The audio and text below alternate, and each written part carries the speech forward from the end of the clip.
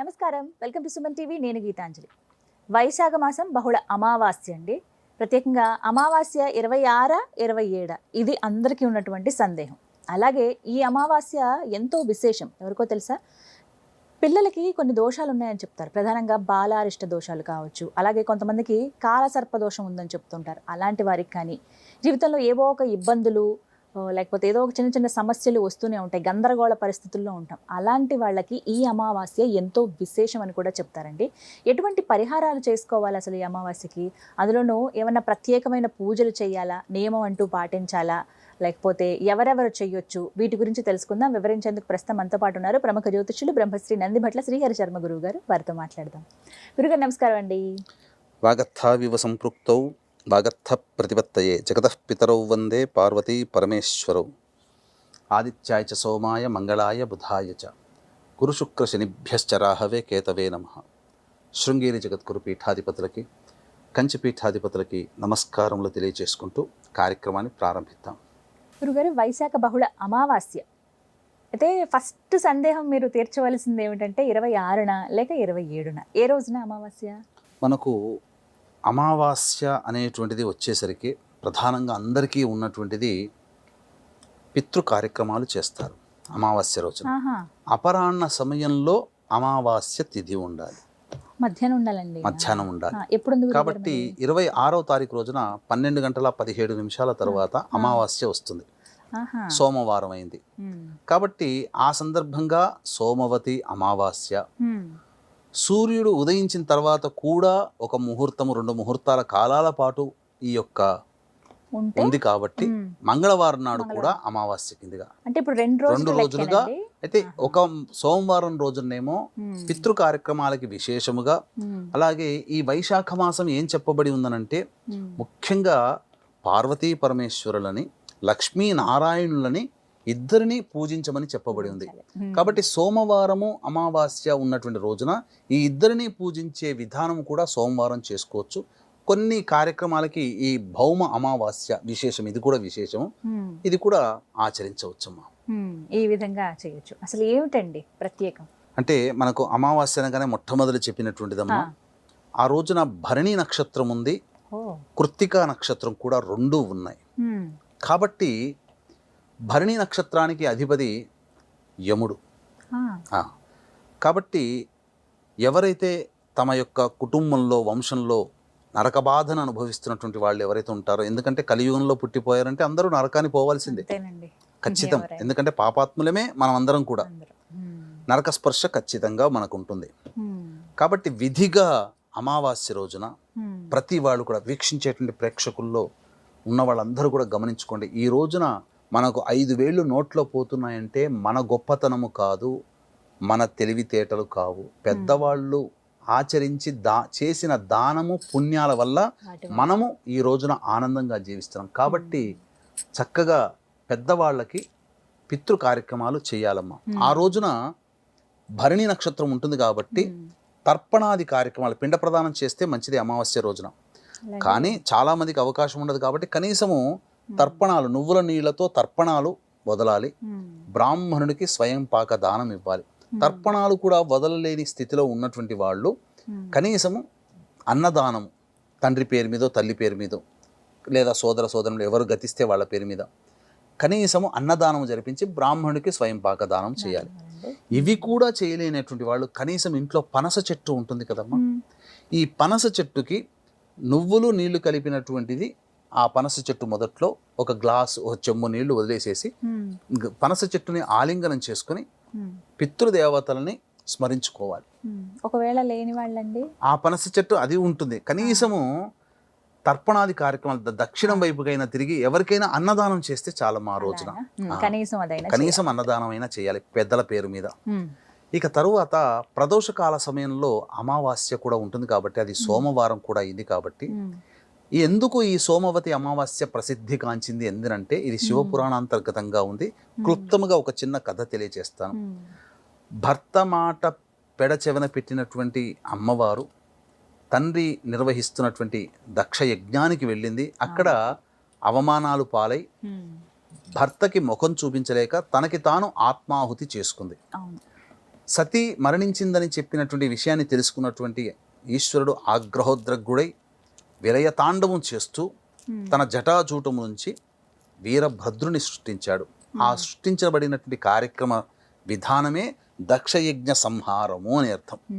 కాబట్టి ఆ దక్షయజ్ఞానికి పంపించి ఆ దక్షయజ్ఞాన్ని పూర్తిగా నాశనం చేయమని, ఎవరైతే పాల్గొనాలో వాళ్ళందరికీ కూడాను దండించమని చెప్పి వీరభద్రుణ్ణి సైనికులతో సహా ప్రమద గణాలతో సహా పంపిస్తాడు.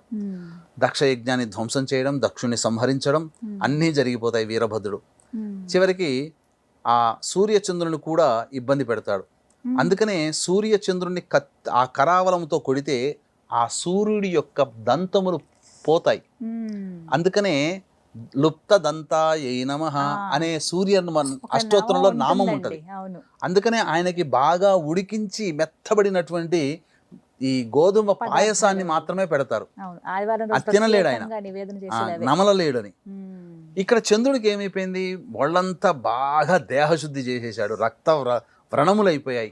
ఈ బాధలు తట్టుకోలేక పరమేశ్వరుని దగ్గరికి పరుగున వెళ్ళి, స్వామి నన్ను రక్షించు, నీ కుమారుడు అయినటువంటి వీరభద్రుడు నన్ను ఇబ్బంది పెడుతున్నాడు, నాకు మళ్ళీ పూర్వ దేహాన్ని నాకు కలగచెయ్యనంటే ఎంతైనా పరమేశ్వరుడికి తోడల్లుడు.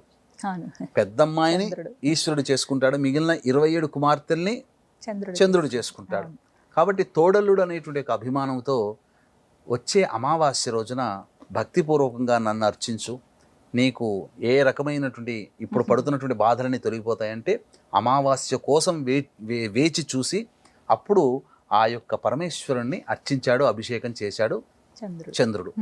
ఆ రోజు సోమవారం అయింది, అమావాస్య అయింది. చంద్రుడు అర్చించి అభిషేకం చేసి తనకున్నటువంటి అనారోగ్యాన్ని పూర్తిగా పోగొట్టుకున్నాడు. కాబట్టి ఆ రోజు నుంచి సోమవతి అమావాస్య రోజున ఎవరైతే పరమేశ్వరుణ్ణి భక్తిపూర్వకంగా పూజిస్తారో వాళ్ళకి మానసికమైనటువంటి దోషములు, అంటే మీరు అన్నట్టుగా చికాకులు, సమస్యలు, మనస్సు ప్రశాంతంగా ఉండలేకపోవడము, అపమృత్యు భయాలు, అలాగే గండములు, ఇవన్నీ కూడా ఆ పరమేశ్వరుని వల్ల తొలగిపోతాయి. ముఖ్యంగా ధన సంపాదన పెరుగుతుంది అమావాస్య రోజున ఈ కార్యక్రమాలు చేయడం వల్ల. అందుకనే ఆ రోజున ప్రదోషకాల సమయంలో వీలైతే అమావాస్య రోజున ఉపవాసం ఉంటే చాలా మంచిదమ్మా. కాబట్టి ప్రదోషకాల సమయంలో కాలకృత్యాదులు తీర్చుకొని చక్కగా దేవాలయానికి వెళ్ళి, దేవాలయానికి ఇంటి నుంచే కాలినడకన వెళ్ళాలి, అంటే చెప్పులు లేకుండా వెళ్ళి అక్కడ ఖచ్చితంగా శివాలయంలో రావి చెట్టు ఉంటుందమ్మా. రావి చెట్టు చుట్టూ కూడా ఓం శివాయ నమః అంటూ 108 ప్రదక్షిణలు చేసి ఉత్తరం వైపున కూర్చొని శివ అష్టోత్తరం 3 సార్లు పారాయణం చేయాలి. లేదా ఓం నారాయణాయ నమః, ఎందుకంటే విష్ణువుని కూడా పూజించమన్నది వైశాఖ మాసంలో. కాబట్టి ఈ విధంగా చేసిన తర్వాత విష్ణు అష్టోత్తరం తూర్పు వైపున కూర్చొని విష్ణు అష్టోత్తరం 3 సార్లు చేయాలి. ఎవరి ఇష్టదైవం నారాయణుడు అయితే నారాయణుడని, ఈశ్వరుడైతే ఈశ్వరుడని. తదనంతరం ఆ యొక్క స్వామికి ఆవు పాలతో అభిషేకమైనా చేయించవచ్చు. లేదు గంజి వార్చినటువంటి అన్నాన్ని, పొగలు కక్కుతున్నట్టు కాకుండా గోరువెచ్చగా ఉండాలి అన్నాన్ని, ఆ అన్నముతో ధారగా అభిషేకము ఆ ఈశ్వరుడికి రుద్రమంత్రముతో చేయాలమ్మా, నమ్మకముతో. సోమవతి అమావాస్య రోజున ఎవరైతే ఈశ్వరుని ఒక్కసారి అభిషేకం చేస్తారో 1,00,000 సార్లు అభిషేకము చేస్తే ఎంతటి పుణ్యఫలము కలుగుతుందో సోమవతి అమావాస్య రోజున ఒక్కసారి చేస్తే అంతటి పుణ్యఫలం కలుగుతుంది. అన్నం అంటే ఏంటంటే పుష్టినిచ్చేది, కాపాడేది, మనల్ని మన కుటుంబాన్ని కాపాడేది. కాబట్టి కుటుంబ సభ్యులకి భవిష్యత్తులో అపమృత్యు భయ దోషాలు ముఖ్యంగా తొలగిపోతాయి. తరువాత వాళ్ళు ఏ సంకల్పంతోనైతే ఉంటారో ఆ సంకల్పం పరమేశ్వర అనుగ్రహం వల్ల ఖచ్చితంగా ఆ స్వామి వల్ల అనుగ్రహం వల్ల తీరుతుంది. ఇక స్వామివారికి ఇష్టమైనటువంటిది అర్చన చేసుకోవాలి. ఈ వైశాఖ మాసంలో మనకు లింగ పురాణం ప్రకారమైనా కానీ, లేదా వైశాఖ పురాణం ప్రకారమైనా కానీ మనం చూసినట్లయితే చెప్పబడినటువంటి అర్చనలో మరువము, దమనము, ఇవి 2 దొరుకుతాయి. ఇవి రెండిటితో కూడా ఆ స్వామివారికి అర్చన చేస్తే చాలా మంచిది. అలాగే విష్ణు దేవాలయంలో కూడా ఈ యొక్క మరువం దవనంతో అర్చన చేయాలి. ఆ సోమవతి అమావాస్య రోజున చెయ్యాలి. విశేషం ఏంటంటేనమ్మా, ఈసారి సోమవతి అమావాస్యకి భరణి నక్షత్రం వెళ్ళిపోయిన తర్వాత ప్రదోషకాల సమయంలో కృత్తికా నక్షత్రం ఉంటుంది. అంటే అమావాస్య రోజున అసలు చంద్రుని స్పర్శే ఉండదు, చంద్రుడే కనబడడు. అవును. కానీ సోమవారం చంద్రుని వారము కాబట్టి చంద్రుడు ఉన్నట్టే లెక్క. అమావాస్య కేవలం రవి మాత్రమే ఉంటాడు, కానీ చీకటి సమయంలో రవి కనబడాడు కదా. కానీ రవి నక్షత్రమైనటువంటి కృత్తిక, ఉత్తర ఫల్గుని, ఉత్తరాషాఢ నక్షత్రాలలో కృత్తికా నక్షత్రం ఉంటుంది. కృత్తికా నక్షత్రము అనేటువంటిది ఉంటుంది, అది ప్రధానం. ఆ కృత్తికా నక్షత్రము మేషరాశిలో ఉంటుంది. మేషరాశిలో రవి ఉచ్చ స్థితిలో ఉంటాడు, రవి చంద్రులు అక్కడ ఉంటారు. ఈ సందర్భముగా ఎవరైతే రాజ్య పదవి కావాలి, ఉద్యోగం కావాలి, ఒక మంచి పదవి కావాలనుకున్న వాళ్ళు 1,00,000 బిల్వములతో గనక ఈ సోమవతి అమావాస్య రోజున ఎవరైతే ఆ స్వామిని అర్చిస్తారో, రవి ఉచ్చస్థితి, చంద్రుడు ఉండడు, కానీ సోమవారము అమావాస్య అద్భుతంగా వాళ్ళకి పదవి లభిస్తుందమ్మా, సందేహమే లేదు. కృత్తికా నక్షత్రము కాబట్టి చాలా మంచిది అని చెప్పవచ్చు.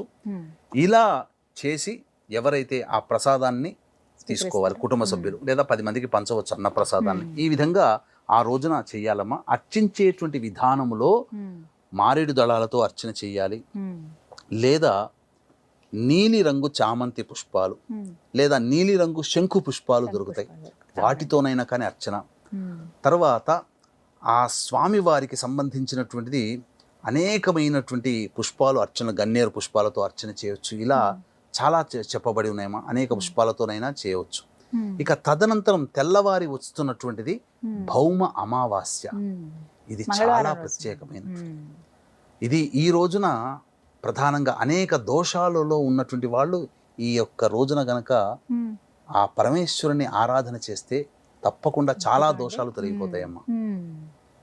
గురుగారు, మరి మంగళవారం రోజు కూడా అమావాస్య ఉంది కాబట్టి ఆ రోజున ప్రత్యేకంగా ఏం చేస్తే మంచిదని అంటారు? ఎందుకంటే నేను ఇందాక ఇంట్రొడక్షన్ చెప్పేటప్పుడు కూడా అన్నాను, కాలసర్ప దోషాలు ఉన్న వాళ్ళు కావచ్చు, పిల్లలకి బాలారిష్టాలు అన్నీ ఉంటాయండి. ఇలాంటి వాళ్ళకి ఎలా ఉపయోగపడుతుంది, ఏం చేయాలి వాళ్ళు?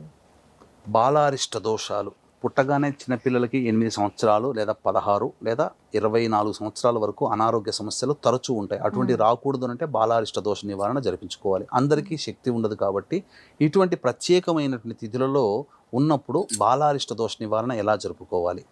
ఇక తదనంతరం బాలారిష్ట దోషము, అలాగే మంగళవారము అమావాస్య కలిసి వచ్చింది కాబట్టి కుజదోషము, అలాగే ప్రధానముగా సంతానపరమైనటువంటి దోషములతో బాధపడుతున్నటువంటి వాళ్ళు, ముఖ్యంగా సుబ్రహ్మణ్య స్వామి యొక్క అనుగ్రహం పాత్రలు, కాలసర్ప దోషం. ఎందుకంటే రాహుకేతుల మధ్య గ్రహాలు ఉంటాయి. పైగా ఇప్పుడు ఉన్నటువంటి సమయం చాలా వింతైనటువంటి సమయం. ఇప్పుడు కాలసర్ప దోషం నడుస్తుంది. ప్రస్తుత కాలంలో గ్రహాలన్నీ రాహుకేతుల మధ్య బంధింపబడ్డాయి. ఈ సమయంలో ఎవరైతే ఈ వైశాఖ అమావాస్య 27వ తారీఖు భౌమ అమావాస్య ఉంది, ఉదయం 8:36 వరకు ఏదో అమావాస్య ఉంటుంది. ఆ సమయంలోనే ఈ చెప్పబడేటువంటి పరిహారం చేసుకోవాలమ్మా. ఏంటంటే పరమేశ్వరునికి అర్చనాభిషేకాదులు చేసుకోవాలి. వీక్షించేటువంటి ప్రేక్షకులకు గమనిక, ఈ 26వ తారీఖు రోజున సోమవతి అమావాస్య సందర్భంగా ప్రస్తుతం కాలసర్పదోషం నడుస్తుంది ప్రపంచమంతా కూడా.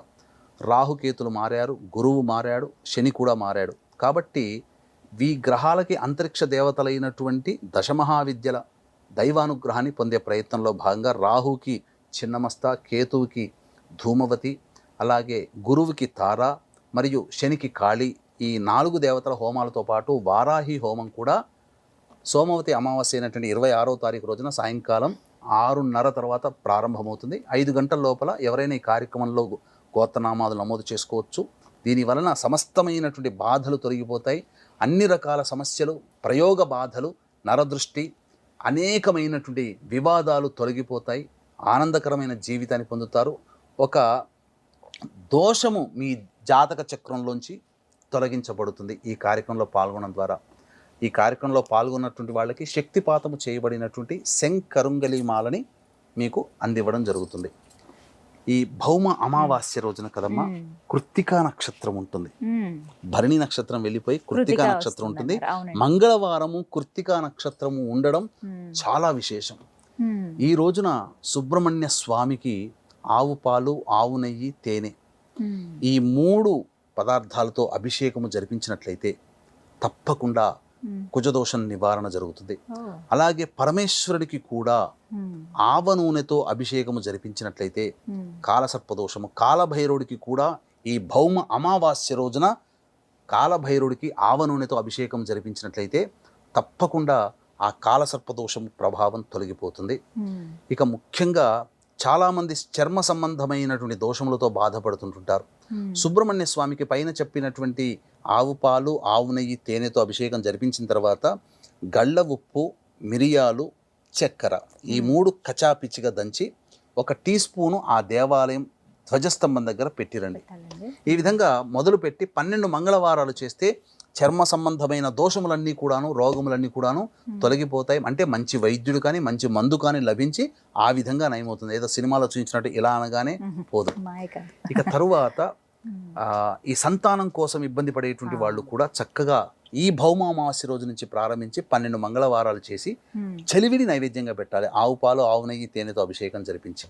కాలసర్పదోషంలో ఉన్నటువంటి వాళ్ళు, ముఖ్యంగా గండ దోషంలో ఉన్నటువంటి వాళ్ళు ఆవ నూనెని ఇనుప ప్రమిదలో కానీ లేదా మట్టి ప్రమిదలో కానీ వేసి ఆ యొక్క తన యొక్క ఛాయ అంటే నీడని ఆ యొక్క తన ముఖాన్ని ఆవ నూనెలో చూసుకొని దేవాలయంలో ధ్వజస్తంభం దగ్గర వెలిగించి రండి. ముఖ్యంగా ఈ భౌమ అమావాస్య రోజున అమ్మవారికి పసుపు కుంకుమ నీటితో అభిషేకము జరిపిస్తే సకలమైనటువంటి కర్మదోషాలు తొలగిపోతాయి. భౌమ అమావాస్య శక్తికి ప్రతీక కాబట్టి అసలైనటువంటి పసుపు నీటితో కానీ ఈ సంబంధించినటువంటి కుంకుమ నీటితో కానీ అమ్మవారికి అభిషేకం జరిపించండి. ఈశ్వరుడికి భస్మము కలిపినటువంటి నీటితో అభిషేకం జరిపించాలి. ఇలాంటి ప్రక్రియలు ఉదయం 8:30 లోపల చేసేయాలమ్మా. చేసేస్తే తప్పకుండా చాలా దోషాలు తొలగిపోతాయి. ఇటువంటి భౌమ అమావాస్య కృత్తికా నక్షత్రంతో ఉన్నటువంటి భౌమ అమావాస్య మనకు మళ్ళీ దొరకదు. ఇంకొక విషయం మీకు తెలియజేస్తానమ్మా. అసలు మొదట్లోనే చెప్పాల్సినటువంటిది, ఈ సంవత్సరంలో సోమవతి అమావాస్య ఇదొక్కటే. సంవత్సరానికి ఒకటే. అసలు ఇంకా లేనే లేదుగా. అసలు మొత్తం ఈ 2025 సంవత్సరంలో సోమవతి అమావాస్య లేదు. 26వ తారీఖు రోజునని చెప్పడంలో ఘంటాపదంగా చెప్పొచ్చు. చక్కటి పరిహారాలు తెలియజేశారు, తెలుసుకున్నారు. 2 రోజులు వచ్చింది కాబట్టి ఎవరికి ఎటువంటి సమస్య ఉన్నా వారి విధంగా చేసుకుంటే ఆ కష్టాల నుంచి ఖచ్చితంగా గట్టెక్కుతారు. చక్కగా వివరించారు గురుగారు, ధన్యవాదాలు. సర్వం శ్రీ ఉమామహేశ్వర పరబ్రహ్మ